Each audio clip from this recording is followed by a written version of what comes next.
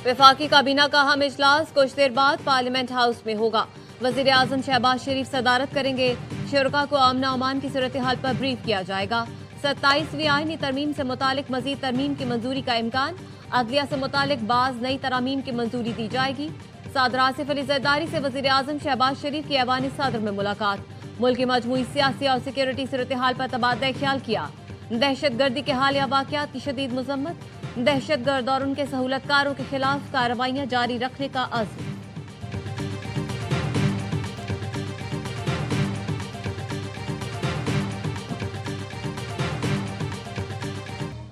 Cadet college वाना पर हमलावर तमाम खवारिज जहन्नम वासिल। खुदकुश हमलावर के अलावा 4 दीगर खारजी मारे गए।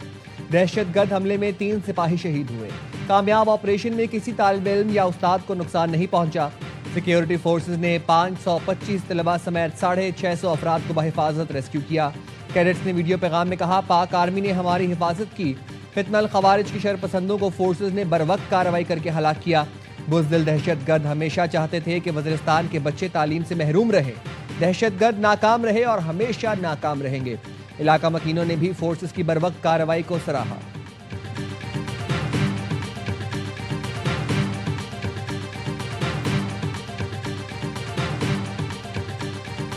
फौज ने एक ऐसा ऑपरेशन किया जो सेंसिटिव था और दुनिया की तारीख में ये याद रखा जाएगा और ये पढ़ाया जाएगा दुनिया की मिलिट्री एकेडमीज में कि किस तरीके से, कितनी महारत से एक सेंसिटिव ऑपरेशन था जो कामयाबी से कल कंडक्ट हुआ। उसमें हमारे जो जवान शहीद हुए हैं। कैडेट कॉलेज के तलबा को बचाना बड़ी कामयाबी है, वरना एपीएस से भी बड़ा वाकया हो सकता था।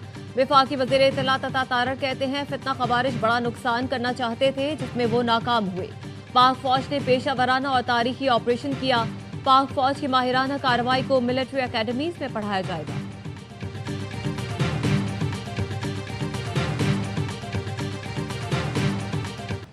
इस्लामाबाद कचहरी के बाहर खुदकुश धमाके की तहकीकात जारी। तहकीकाती इदारों ने जाए वकूअ से शवाहिद इकट्ठे कर लिए। पिम्स में मौजूद तमाम लाशों का पोस्टमार्टम मुकम्मल। मैयतें वरसा के हवाले। डिस्ट्रिक्ट जुडिशल कॉम्प्लेक्स इस्लामाबाद मुकम्मल बंद। बार की जानिब से वकला, साइलिन और अमले को कचहरी न आने की हिदायत। सिंध बार काउंसिल की जानिब से दहशतगर्द हमले की मजम्मत। सूबे भर की अदालतों का बाइकॉट। खुदकुश धमाके में 12 अफराद शहीद, 36 जख्मी हुए थे। अक़वाम मुत्तहिदा, अमरीका, चीन, सऊदी अरब, कतर और तुर्की समेत मुख्तलिफ मुल्कों की पाकिस्तान में दहशत गर्दी की मजम्मत। जाँ बहक अफराद के अहल खाना से ताज़ियत का इजहार। पाकिस्तानी हुकूमत और अवाम से इजहार यकजहती। ईरान, अजरबैजान, बरतानिया, ऑस्ट्रेलिया, नॉर्वे और यूरोपीय यूनियन ने भी पाकिस्तान में दहशत गर्दी के वाक़यात की मजम्मत की है। जानी नुकसान पर अफसोस का इजहार।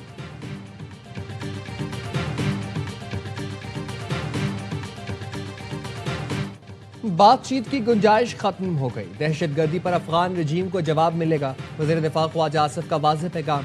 ARY न्यूज़ से गुफ्तगू में कहा, स्कोर हम सेट कर लेंगे, उसकी फिक्र ना करें।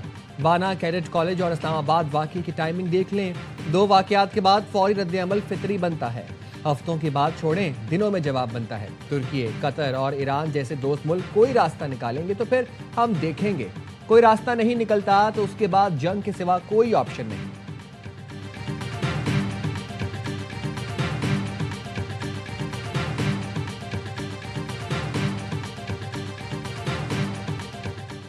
खैबर पख्तूनख्वा असेंबली में अम जरगा, governor KP, JUI, Jamaat Islami और ANP के वफ़द की भी शिरकत। मुआविन खुसूसी शफी जान कहते हैं, अम जरगे में तमाम मकातब फ़िक्र को मदऊ किया गया। सूबाई हुकूमत अमन व अमान की बेहतरी के लिए हर मुमकिन कदम उठा रही है। हमारा आज़म है कि अमन के फैसले अवामी नुमाइंदा ऐवानों में अंदर हो। तमाम स्टेक होल्डर्स के साथ बैठकर गुफ्तशुनीद से देर पा अमन चाहते हैं। अपोजिशन लीडर डॉक्टर इबादुल्लाह का कहना है, अमन की खातिर इख्तलाफात भुलाकर PTI के साथ बैठे हैं। पहली बार इस फोरम पर जिरगा हो रहा है। मैं इससे पुरुमीद हूँ। दहशतगर्दों से कोई बात नहीं होनी चाहिए। जिन लोगों ने हमारे बच्चों को कत्ल किया उन्हें मुआफ़ी नहीं मिलनी चाहिए।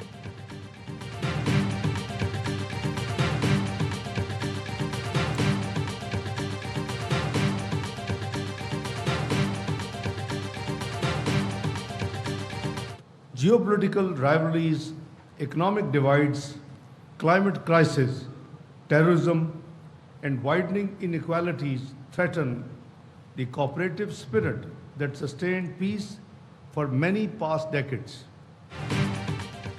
दुनिया को दहशत गर्दी की सूरत में बड़ा चैलेंज दरपेश। आलमी तनाज़ात का हल अमन और सलामती के लिए इंतहाई अहम है।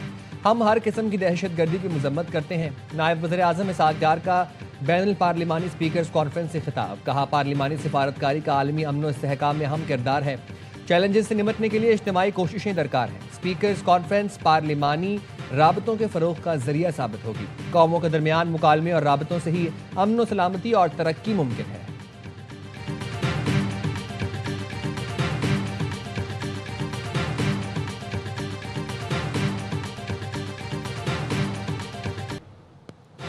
कौमी असम्बली के इजलास में 27वीं आईनी तरमीम पर बहस का आगाज। ऐवान में हुकूमत को 238 अरकान की हिमायत हासिल। आईनी तरमीम की मंजूरी के लिए 224 वोट दरकार। मुस्लिम लीग नून के सदर नवाज शरीफ भी इजलास में शिरकत करेंगे। चेयरमैन PTI बैरिस्टर गौहर कहते हैं, नवाज शरीफ आए या ना आए, वो पाकिस्तानी सियासत से गैर मुताल्लिका हो चुके।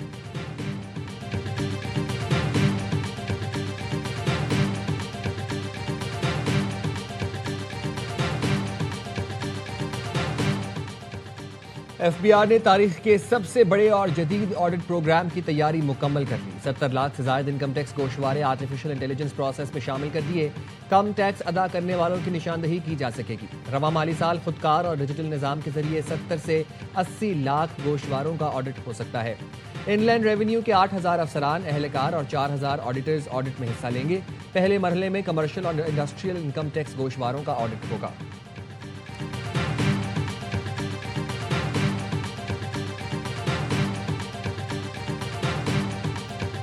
This could be potentially seen as an intelligence failure, obviously, as the car leaves from Al-Falah University at 7:40 a.m. First of all, how does the car leave from there?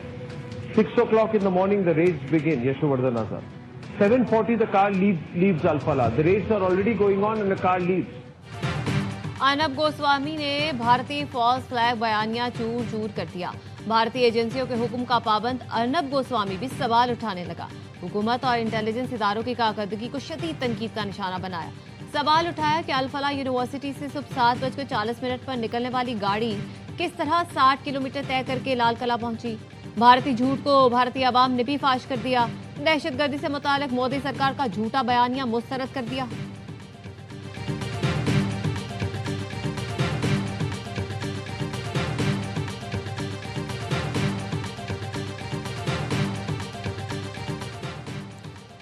दफ्तर खारजा की सालिसी अदालत की सिंध-तास मुआहिदे से मुतालिक वजाहत। तर्जुमान के मुताबिक सिंध-तास मुआहिदे के तहत पाकिस्तान भारत के खिलाफ मामला सालिसी अदालत में ले गया।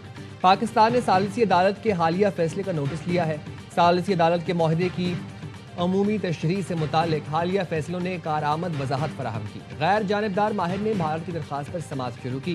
गैर जानिबदार माहिर की प्रोसीडिंग्स का अगला मरहला 17 से 21 नवंबर को वियना में होगा। भारत ने गैर जानिबदार माहिर के सामने पेश न होने का फैसला किया। पाकिस्तान नेक नियति के साथ कार्रवाई में हिस्सा ले रहा है।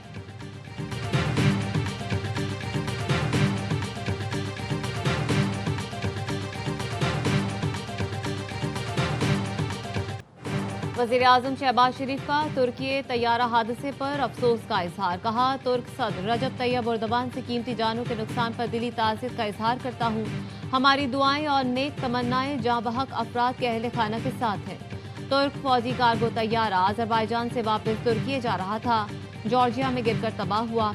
C-130 तैयारे में 20 फौजी सवार थे।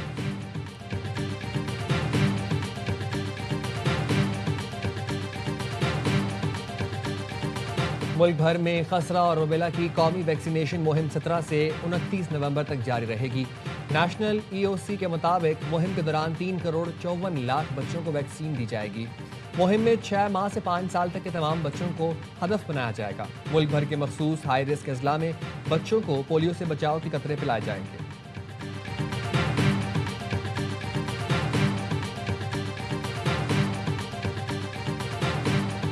Mostly using checks and cash. 16% of the value was transacted via mobile apps and another 6% through internet banking portals. माली साल 2024-25 में $9.5 अरब की ट्रांजैक्शन हुई। 68% ट्रांजैक्शन मोबाइल ऐप के जरिए की गई। Governor State Bank Jamil Ahmed का Bank of the Future Forum से खिताब। कहा, क्लाउड कंप्यूटिंग और आर्टिफिशियल इंटेलिजेंस से फाइनेंशियल सर्विसेज में जिद्दत और तब्दीली आ रही है। सार्फिन महफूज और आसान बैंककारी चाहते हैं। पाकिस्तान बैंकिंग एसोसिएशन इसमें किरदार अदा करे। साइबर सिक्योरिटी फ्रेमवर्क को मजीद मजबूत कर रहे हैं।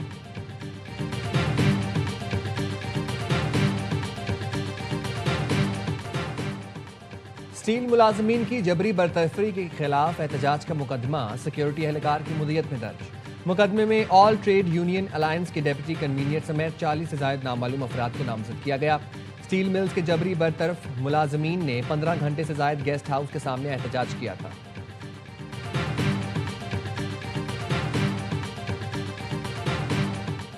कराची के इलाके मलीर बुरहानी टाउन में घर से मियां बीवी की लाशें मिली हैं। पुलिस ने बताया पड़ोसियों के मुताबिक मियां बीवी के दरमियान नाचाकी मामूल थी। मजीद तहकीकात जारी है।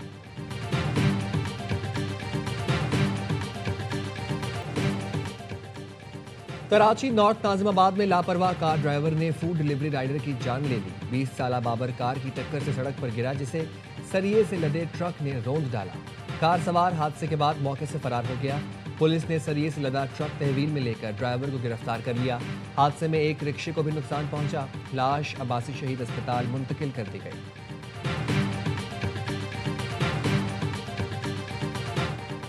गजा में इसराइल की जंगबंदी की खिलाफ वर्जियां बदस्तूर जारी। गुज़श्ता 24 घंटों में गजा में मजीद 3 फलस्तीनी शहीद।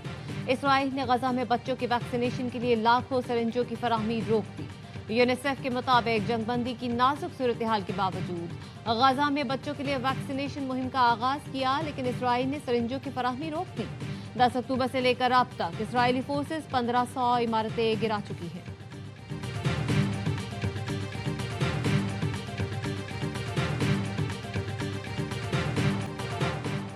फलस्तीनी सदर महमूद अब्बास और फ्रांसीसी सदर मैक्रोन का फलस्तीनी आइन बनाने के लिए मुश्तरका कमेटी के क़याम पर इत्तफाक।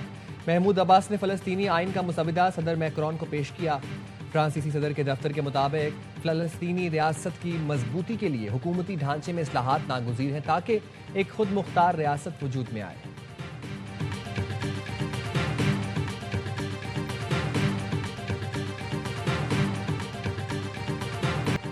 भारतीय रियासत बिहार के असेंबली इंतखाबात के दूसरे और आखिरी मरहले में वोटिंग का इख्तिताम। भारतीय इलेक्शन कमीशन के मुताबिक रिकॉर्ड 68.52% टर्नआउट रहा। नौतन में वोटर्स कश्तियों के जरिए पोलिंग स्टेशनों तक पहुंचे। एग्जिट पोल के मुताबिक हुकूमती इत्तेहाद को 243 नशिस्तों में से 147 नशिस्तें मिलने का इम्कान है। अपोजिशन इत्तेहाद को 70 नशिस्तों पर कामयाबी मिल सकती है। हतमी नताइज का ऐलान 14 नवंबर को होगा।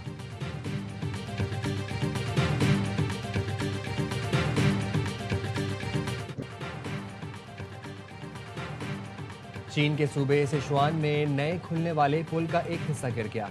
हादसे का शिकार पुल तकरीबन 758 मीटर तवील था। होंगशी पुल को दरार पड़ने के बायस हादसे से एक दिन कबल ट्रैफिक के लिए बंद कर दिया गया था। सऊदी अरब में बारिश के लिए कल नमाज इस्तिस्का अदा की जाएगी। सऊदी फरमारवा शाह सलमान ने मुमलिकत भर में नमाज इस्तिस्का अदा करने की अपील कर दी। सोशल मीडिया पर जारी बयान में कहा गया है जुमेरात को मस्जिदुल हराम में नमाज इस्तिस्का की इमामत खतीब शेख यासिर अल दोसरी होंगे।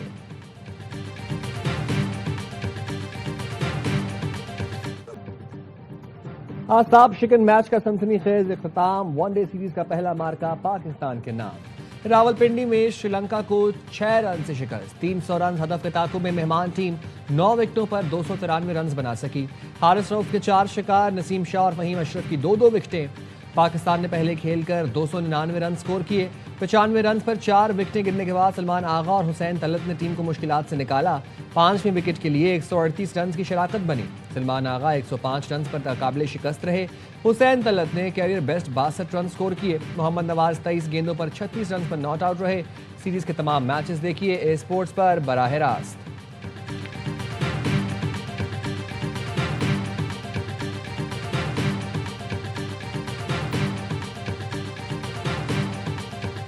हमारी फील्ड में माफ़ी नहीं है, ठीक है, क्योंकि आप लोगों को सबको यही लगता है कि यार ये रोबोट है और इन्होंने हर मैच में परफॉर्म करना ही करना है। ये कैसे गलत हो सकते हैं? हमें मशीन में थोड़ी डाला जाता है। एज अ ह्यूमन बीइंग आपसे भी गलतियाँ होती हैं और आप सीखने की कोशिश करते रहते हो। और वही बात की आपको कि 10 मैच अच्छे किए हो वो लोग नहीं याद रखते, एक मैच जरूर याद रखते हैं। बड़े मैचेस में कौमी खिलाड़ी क्यों परफॉर्म नहीं कर पाते? एशिया कप फाइनल की परफॉर्मेंस के सवाल पर कौमी फास्ट बॉलर हारिस रऊफ बुरा मान गए। कहने लगे फैंस हमें रोबोट समझते हैं कि हम हर मैच में परफॉर्म करेंगे। ऐसा नहीं होता। हमारी फील्ड में माफी नहीं है। 10 मैच परफॉर्म करते हैं लोग, वो भूल जाते हैं। जब परफॉर्म नहीं करते वो याद रखते हैं। एक मैच में परफॉर्म ना होने से इंसान मर नहीं जाता।